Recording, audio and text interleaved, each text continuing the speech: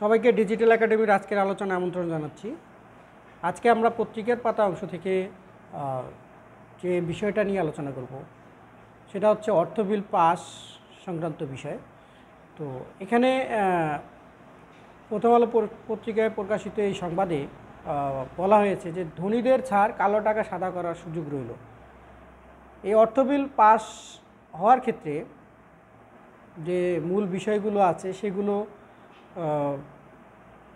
এখানে তুলে ধরা হয়েছে। সেখানে বলা আছে যে করমুক্ত আয়সীমা বাড়েনি, অর্থাৎ আমাদের যে করমুক্ত আয়সীমা ছিল সেই জিনিসটায় কোনো পরিবর্তন হয়নি।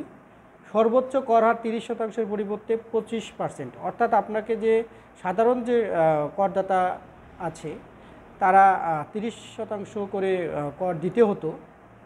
গত 6 জুন যে আমাদের যে বাজেট যে পাস হলো সেখানে বলা ছিল, কিন্তু এটার পরিবর্তে এখন অর্থ বিলে সেটা 25% করা হয়েছে এবং 15% কর দিয়ে কালো টাকা সাদা করা যাবে। এই বিষয়টা আগেও ছিল, বর্তমানেও আছে। অর্থ বিলে 15% বেশি কর দিলে কর নথি নিরীক্ষা করা হবে, এই বিষয়টা এখন চলে আসছে।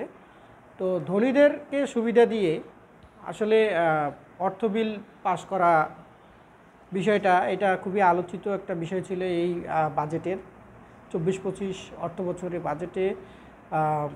সাধারণ মানুষ যারা কর দিত তাদের কর সীমা 30% করা হয়েছিল এবং যারা কালো টাকার মালিক তাদের কর সীমা 15% করার ব্যবস্থা রাখা হয়।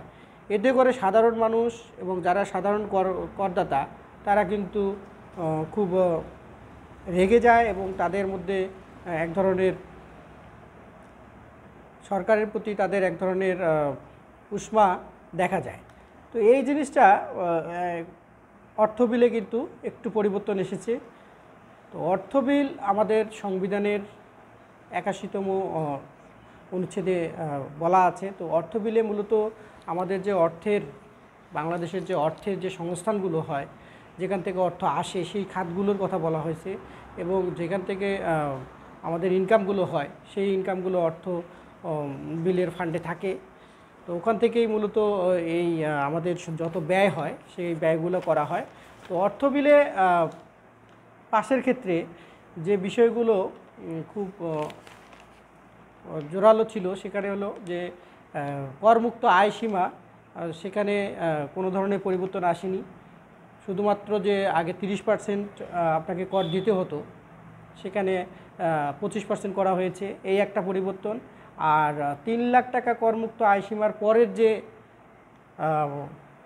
1 লাখ টাকা তার জন্য 5%, পরবর্তী 4 লাখ টাকার জন্য 10% এবং পরবর্তী 5 লাখ টাকার জন্য 15%, তার পরবর্তী 5 লাখ টাকার জন্য 20% এবং বাকি অর্থের জন্য 25% হারে কর দেওয়ার কথা বলা হয়েছে যারা সাধারণ করদাতা। তো এছাড়া যারা নারী করদাতা এবং 65 বছরের বেশি বয়সী তাদের করমুক্ত আয়সীমা 4 লাখ টাকা, এটা ঠিক আছে। তৃতীয় লিঙ্গের করদাতা, প্রতিবন্ধী, স্বাভাবিক ব্যক্তি করদাতাদের করমুক্ত আয়সীমা হবে আগের মতোই 5.5 লাখ টাকা। গ্যাজেটভুক্ত বীর মুক্তিযোদ্ধা করদাতা করমুক্ত আয়সীমা হচ্ছে 5 লাখ টাকা। আর প্রতিবন্ধী ব্যক্তির পিতা মাতা বা আইনানুগ যে ব্যক্তি থাকে, অভিভাবক থাকে, তাদের প্রত্যেক সন্তান বা পোষ্যের জন্য করমুক্ত আয়সীমা ধরা হয়েছে 50,000 টাকা বেশি থাকবে, অর্থাৎ 5 লাখ থেকে 5.5 লাখ টাকা তাদের নির্ধারণ করা হয়েছে। আর সিটি কর্পোরেশনের যে করদাতাদের ক্ষেত্রে ঢাকা উত্তর সিটি এবং ঢাকা দক্ষিণ সিটি, চট্টগ্রাম সিটি এলাকার করদাতাদের জন্য ন্যূনতম কর 5,000 টাকা, অন্য সিটি কর্পোরেশনের জন্য 4,000 টাকা এবং সিটি কর্পোরেশনের ছাড়া অন্য যে এলাকার করদাতা তাদের জন্য ন্যূনতম কর হচ্ছে 3,000 টাকা। তাহলে কালো টাকা সাদা করার একটা সুযোগ এখানে দেয়া আছে। এটা আগেও ছিল, এটাও খুব আলোচিত একটা বিষয় ছিল যে যারা কালো টাকার মালিক, যারা দুর্নীতি করে টাকা পাহাড় করে বা টাকাকে তারা তাদের ভোগ্যপণ্য হিসেবে তারা মনে করে, তো এইরকম দুর্নীতিবাজ ব্যক্তিদের টাকার পাহাড়কে সরকার কালো টাকা সাদা করার একটা সুযোগ দিয়েছে। তো এই কালো টাকা সাদা করার সুযোগ দেওয়ার ক্ষেত্রে আসলে বাংলাদেশ সরকার সবসময় কিন্তু আগ্রহী ছিল এবং আমরা যদি আমাদের যে আমাদের যদি আমাদের ইতিহাস দেখি, অর্থ ব্যবস্থার ইতিহাস, সেখানে আমরা কালো টাকা সাদা করার একটা দীর্ঘ ইতিহাস দেখতে পাই। এই প্রথা কিন্তু অনেক দিন থেকে চলে আসছে। আসলে এই বিষয়টার কারণেও কিন্তু অনেক সময় আমাদের দুর্নীতি বেড়ে যায়, আমাদের প্রশাসন থেকে শুরু করে আমাদের সার্বিক যে কার্যকলাপগুলো হয় উন্নয়নমূলক, সেখানে কিন্তু দুর্নীতি ঘটে। তো এই সুযোগটা আসলে কতটুকু যুক্তিযুক্ত, বা যারা কালো টাকা আয় করে তাদের শাস্তির আওতায় না এনে তাদের সাদা করার সুযোগ যে দেওয়া হলো, আসলে এটা কতটুকু বোধগম্য? যারা দায়িত্বে আছেন বা যারা এই সিদ্ধান্তগুলো নেয়, তারা একটু বিশ্লেষণ করলে তারা বুঝতে পারবেন। এই জায়গা থেকে আমাদের একটু সচেতন হতে হবে। সিটি এলাকায় কমিউনিটি সেন্টার ভাড়ায় রিটার্ন, বাজেট পেশের সময় শহর গ্রাম নির্বিশেষে সারা দেশের যে কোনো স্থানে কমিউনিটি সেন্টার ভাড়া করলে আয়কর বিবরণী এবং রিটার্ন জমা বাধ্যতামূলক করার ব্যবস্থা ছিল। মানে অর্থমন্ত্রী আমাদের প্রস্তাব করেছিল, তিনি বলেছিলেন যে রিটার্ন জমার স্লিপ ছাড়া কমিউনিটি সেন্টার ভাড়া করা যাবে না। তবে কালকের যে অর্থ বিলটা পাশ হলো, সেখানে কিন্তু তিনি এই প্রস্তাবে কিছু সংশোধনী আনছেন, ফলে শুধু সিটি কর্পোরেশন এলাকায় কমিউনিটি সেন্টার ভাড়ার ক্ষেত্রে এই বিষয়টা রাখা হয়েছে, অর্থাৎ স্লিপ লাগবে। বিয়ে শাদী ছাড়া বিবাহ বার্ষিকী বা জন্মদিন, গায়ে হলুদ, সুন্নতে খতনাসহ যে বিভিন্ন সামাজিক অনুষ্ঠানের আছে, সেগুলোর পাশাপাশি সভা, সেমিনার, পুনর্মিলনী, এগুলো অনুষ্ঠান করতেও কমিউনিটি সেন্টার ও মিলনায়তন যে ভাড়াগুলো নেওয়া হয়, সেখানে কিন্তু এই রিটার্ন স্লিপ দিয়ে, আয়কর জমার রিটার্ন স্লিপ দিয়ে আপনাকে ভাড়া নিতে হবে। আর বর্তমানে 43 ধরনের সেবা পেতে রিটার্ন জমার কপি লাগে। এই জিনিসটা আয়করের এই পাশ করতে গিয়ে এটা আলোচনায় আসে। এই তালিকায় কমিউনিটি সেন্টার, মিলনায়তন ভাড়া ছাড়াও আরও কয়েকটি খাত যুক্ত হয়, যেমন হাসপাতাল, ক্লিনিক, ডায়াগনস্টিক সেন্টার। লাইসেন্স নিবন্ধন, নবায়নে রিটার্ন জমার বাধ্যবাধকতা এনে যে বাজেট প্রস্তাব পাশ করা হয়েছিল, তা পাশ করা হয়েছে। এরপর সংসদ সদস্যদের যে করমুক্ত যে সুবিধায় গাড়ি আমদানির বহুল আলোচিত সুবিধা বহাল রাখা হয়েছে, এই বিষয়টাও কিন্তু এখন বহাল আছে। সংসদ সদস্যদের শুল্কমুক্ত যে সুবিধায় গাড়ি আনার যে সুযোগ সীমিত করার জন্য এবারে বাজেটে বলা হয়েছিল।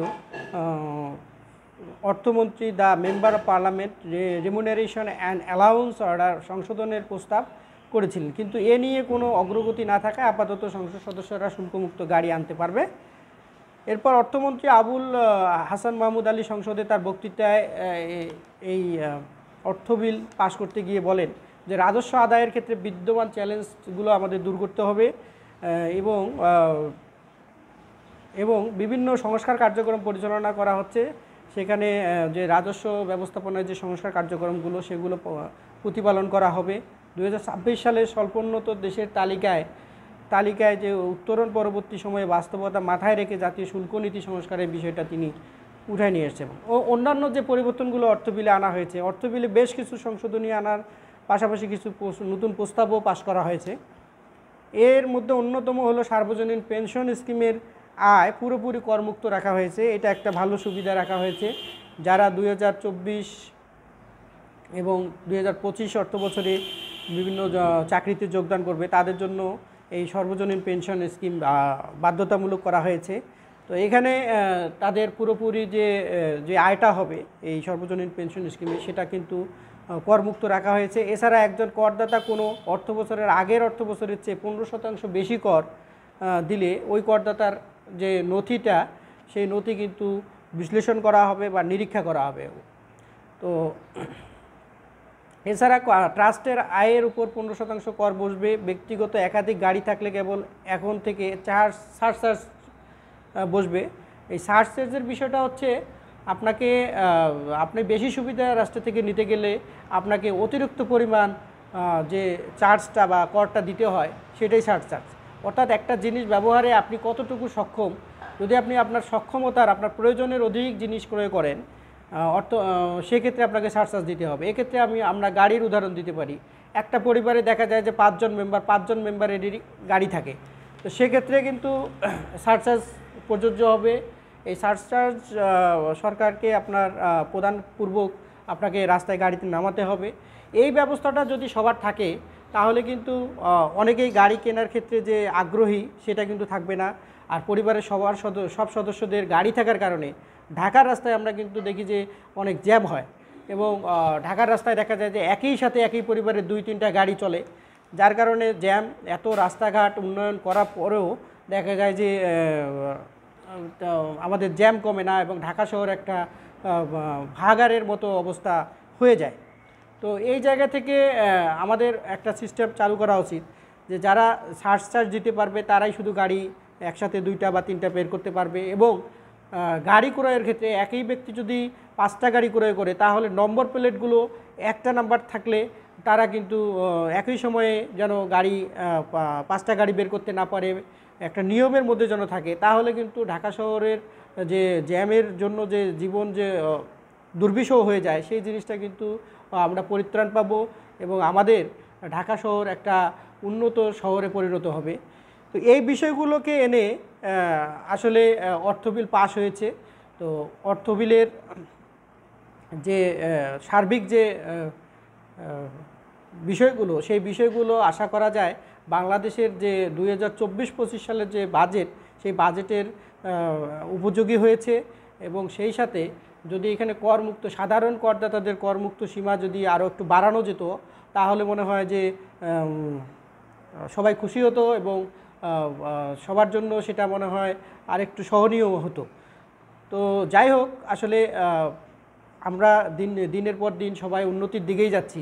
আমাদের উন্নয়নের চিন্তা করে আমাদেরকে করের যে বোঝাটা আমাদের উপর চাপানো হয় সেটা আমাদের সকলেরই দেওয়া উচিত। যা আর একটা বিষয় মাথা রাখা উচিত, করের টাকায় কিন্তু দেশ চলে। সরকার কিন্তু নিজে ইনকাম করে দেশ চালায় না, করের টাকায়, আমাদের টাকায় দেশ চলে। তো সেই জিনিসটা মাথায় রেখে আমাদেরকে সবাই যেন আমরা কর দেই এবং কর ফাঁকি না দিই, সেই বিষয়টা মাথায় রেখে আজকের আলোচনা এখানেই শেষ করছি। সবাইকে ধন্যবাদ।